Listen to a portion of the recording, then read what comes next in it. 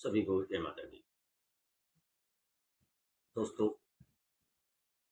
हम आशा करते हैं कि आप सभी सुखी और आनंद में होंगे। संपूर्ण परिवार सुख की समृद्धि से लैस होगा। सदैव हमारी भावनाएं, हमारा आशीर्वाद अपने सभी परिवारजनों को बना रहेगा। दोस्तों, आज हम जो जानकारी लेकर आए हैं बहुत ही महत्वपूर्ण और बहुत ही आवश्यक जानकारी होने वाली है। दोस्तों, आज मीडिया का समय है और मीडिया पर चाहे यूट्यूब हो, इंस्टाग्राम हो, फेसबुक हो या अन्य कोई हो, विभिन्न प्रकार के साधनाएं, विभिन्न प्रकार के चमत्कार, सिद्धियां, उनके बारे में बहुत ही ज़्यादा चर्चा होती है। बहुत से लोग ऐसे हैं जो कि एक दिन में, तुरंत 5 मिनट में, 1 घंटे में सिद्धियां मिल जाने का दावा करते हैं। इन सिद्धियों के बारे में तो हम बाद में चर्चा करेंगे, लेकिन आज का जो हमारा विषय है वो ये है कि गृहस्थ में रह करके किस प्रकार की साधना करनी चाहिए। गृहस्थी को किस प्रकार की साधना करनी चाहिए।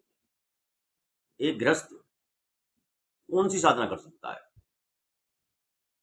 सात्विक, तामसिक, राजसिक, तंत्र विद्या, यंत्र विद्या, मंत्र विद्या, विभिन्न प्रकार से आप सुनते रहे हैं। यूट्यूब पर भरमार है, देखते रहे हैं। तो आज हम उसी के विषय में आपके सामने बात करने वाले हैं। गृहस्थ आश्रम बहुत ही महत्वपूर्ण है। संसार में जीवन का जो आधार है वह गृहस्थ है। साधु सन्यासियों का भरण पोषण करना, अतिथि या भिक्षुकों का आदर सम्मान करना, उनको भिक्षा देना या अन्य बहुत से कार्य जो गृहस्थ आश्रम के ऊपर ही टिके हुए हैं। गृहस्थ के बिना, गृहस्थी जीवन के बिना यह संसार कोई महत्व नहीं रखता। यह एक बुनियाद है। गृहस्थ संपूर्ण, क्या कहते हैं कि संपूर्ण आधार है, जिसके बिना कोई कार्य नहीं हो सकता। गृहस्थी व्यक्ति अपने परिवार से, समाज से जुड़ा हुआ होता है। पुत्र, पुत्रियां, नाती, नातियां, भाई बहन, माता पिता, सब इस गृहस्थ में जुड़े हुए हैं। ऐसे में ये प्रश्न खड़ा होता है कि गृहस्थ को कौन सी साधना करनी चाहिए, वह कौन सी साधनाओं का प्रयोग करे और कौन से साधना के नियम फॉलो करे। इसी पर हम चर्चा कर रहे हैं। दोस्तों, त्रिगुणात्मक साधनाएं कही जाती हैं। सत्व, रज, तम। सात्विक, राजसिक, तामसिक। सात्विक साधनाएं शुद्धता की प्रतीक है। जैसे वैदिक मंत्र का उच्चारण करना, वैदिक मंत्र का जब हम पाठ करते हैं या जाप करते हैं या किसी स्रोत का पाठ करते हैं, तो वह किसी भी तरह का कोई विशेष पूजा पद्धति नहीं अपनाई जाती। सिर्फ साधना संपूर्ण होने पर यज्ञ करना उसका प्रावधान है। पौराणिक साधनाओं में विभिन्न प्रकार के देवी देवताओं की पूजा पद्धति का नियम अपनाना पड़ता है और यज्ञ का विधान भी पौराणिक पद्धति में भी यज्ञ का विधान है।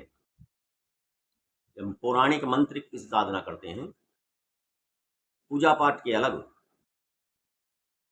संपूर्ण होने पर हम यज्ञ भी अवश्य ही करते हैं और अवश्य ही करना चाहिए, क्योंकि अग्निदेव सभी देवताओं का मुख है। अग्नि के माध्यम से सभी देवताओं को जो आहुति प्रदान की जाती है, जो भोग प्रदान किया जाता है, वह अग्नि के माध्यम से सबको प्राप्त हो जाता है। पौराणिक मंत्र साधनाओं में सात्विक, राजसिक और तामसिक का विश्लेषण करना पड़ता है।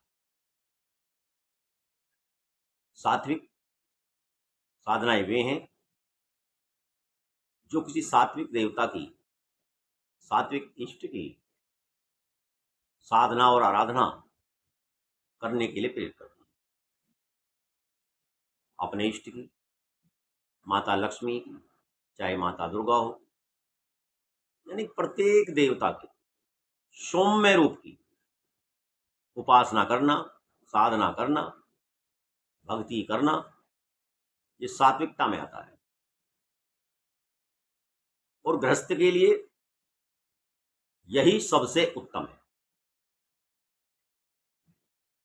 किसी भी तामसिक साधना को करते समय परिवार पर उसका प्रभाव पड़ना निश्चित है। अब मैं उस बातों पर नहीं जाऊंगा कि YouTube पर क्या क्या बताया जाता है, क्या क्या सिखाया जाता है, और सभी के लिए सब साधनाएं खुली हुई हैं। हमें किसी से क्या लेना? हमारे अपने विचार हैं, आपके साथ साझा कर रहे हैं, अपने अनुभव हैं, आपको प्रोत्साहित कर रहे हैं, जागरूक कर रहे हैं कि किसी भी तरह की तामसिक, तांत्रिक साधनाएं करने से पहले गृहस्थी को बहुत ही विचार कर लेना चाहिए। पुष्टिकरम हो, शांतिकरम हो, ये बिल्कुल शुद्धता में आते हैं। अब आगे आता है राजसी, वशीकरण, मोहन। ये सब राजसी में आ जाते हैं दोनों। तामसी में उच्चाटन, मारण आदि जो स्तंभन आदि जो क्रियाएं हैं, ये तामसिक में आती हैं। अब देवताओं की बात करें तो देवताओं का सौम्य रूप भी है और तामसिक भी रूप भी है। ये आपके मन और बुद्धि पर आधारित है कि आप किस भाव से उन देवताओं की आराधना करते हैं। माता दुर्गा का सौम्य रूप है, माता लक्ष्मी का सौम्य रूप है, भगवान शिव का भी सौम्य रूप है, और वे तामसिक रूप में भी बहुत ही ज्यादा पूजे जाते हैं। सौम्य रूप में कम और तामसिक रूप में ज्यादा पूजे जाते हैं। भगवान कृष्ण, भगवान राम, हनुमान जी, भगवान विष्णु, ब्रह्मदेव आदि सब सात्विक देवताओं में आते हैं। भगवान शिव और माता काली, ये दोनों तो तंत्र के आधार हैं। इनके बिना तो तांत्रिक आराधना, साधना, पूजा हो ही नहीं सकती। ये तो भगवान शिव और माता काली तो तंत्र के जन्मदाता, आराध्य। इनके बिना कोई भक्ति पूर्ण नहीं हो सकती तांत्रिक। कोई सिद्धि नहीं मिल सकती, कोई तांत्रिक क्रिया पूर्ण नहीं हो सकती। गृहस्थ में इन सब चीजों से दूर रहना चाहिए। हम जिस प्रकार की भाव से जिस देवता की आराधना करते हैं, उसी के गुण लक्षण हमारे जीवन में प्रकट होने लगते हैं। तामसिक साधनाएं करने से जीवन में बहुत परिवर्तन आता है। क्रोध, ईर्ष्या, द्वेष, ये सब आते हैं। क्रोध तो 100% आता है, क्योंकि जिस भाव से हम आराधना करेंगे वही भाव की सिद्धि होगी। और तामसिक आराधना करने से पहले आपके मनोभाव को बदल दिया जाता है। आप अपने मनोभाव को बदल लेते हैं, वस्त्र से, पूजा सामग्री से, नियम से, सब कुछ बदल जाता है। तो वैसी ही आपके मस्तिष्क पर उनका प्रभाव पड़ता है। तो दोस्तों, हमारा मानना है कि एक गृहस्थ व्यक्ति को सात्विक आराधना, साधना, उपासना, भजन, जप या किसी स्रोत का पाठ अपने सात्विक इष्ट देवता को अर्पित करते हुए इन सब का प्रयोग करना चाहिए। गृहस्थ जीवन में सात्विकता सबसे ज्यादा मायने रखती है। उस सात्विकता से आपके आसपास, आपके बच्चों पे, आपके परिवार पर, आपकी पत्नी पे, पड़ोसियों तक भी उसका प्रभाव पड़ता है, सात्विकता का। और हम गृहस्थ को वही जरूरी है। तामसिक प्रवृत्ति का भी उसी तरह प्रभाव पड़ता है। यदि आप तामसिक क्रिया कर रहे हैं तो आपके बच्चों पर, आपके परिवार पर, पड़ोसियों के मन में आपके प्रति जो दुभाव पैदा होगा, जो डर पैदा होगा, वो भी सोचने की होगी। हम चाहे कितनी तांत्रिक विद्याओं की बात कर लें, करने वाला खुद भी, जो तांत्रिक साधनाएं कर रहा है, खुद वो भी दूसरे तांत्रिक से डरता है, भय उत्पन्न होता है। तो तंत्र के नाम पे बहुत ज्यादा भयभीत किया जा चुका है। तो इससे सामाजिक विद्वेष भी पैदा होता है। इसी आधार पर मुझे एक बात याद आ गई कि अभी कुछ दिन पहले टीवी में मैं समाचार देख रहा था कि कहीं पर चुड़ैल के नाम पर 4-5 लोगों को मार मार करके खत्म कर दिया। उनका दोष सिर्फ यही था कि वे झाड़ फूक करते थे। तो यह अज्ञानता की निशानी थी। झाड़ फूक तो शुद्ध और सात्विक साधनाओं से भी किया जा सकता है। किसी का नजर झाड़ना है, किसी का पीलिया झाड़ना है, किसी का आधा सीसी झाड़नी है, ये झाड़ फूक करने का मतलब तांत्रिक विद्या नहीं है, ये सात्विकता में भी होता है। तो तांत्रिक विद्याओं को प्रकट करना, यानी कि अपना रूप स्वरूप इस तरह बनाना, इस तरह आपको प्रचारित करना कि हम तामसिक विद्याओं की साधना कर रहे हैं, हम तांत्रिक हैं, ये गृहस्थ जीवन पर बहुत बुरा असर डालता है। तो दोस्तों, किसी भी तरह की साधना करने से पहले यदि आप गृहस्थी हैं तो जिस तरह के भी भाव मैंने प्रकट करके आपको समझाने का प्रयास किया है, मेरे भावों को समझते हुए इस बात पर विशेष ध्यान देंगे कि किसी भी तांत्रिक क्रिया को आप अपने गृहस्थ जीवन में शामिल नहीं करेंगे। शुद्धता के साथ आप साधना करें। जब शुद्धता के साथ साधना करते हैं तो उससे पहले हमें शुद्धता अपने जीवन में लानी होती है।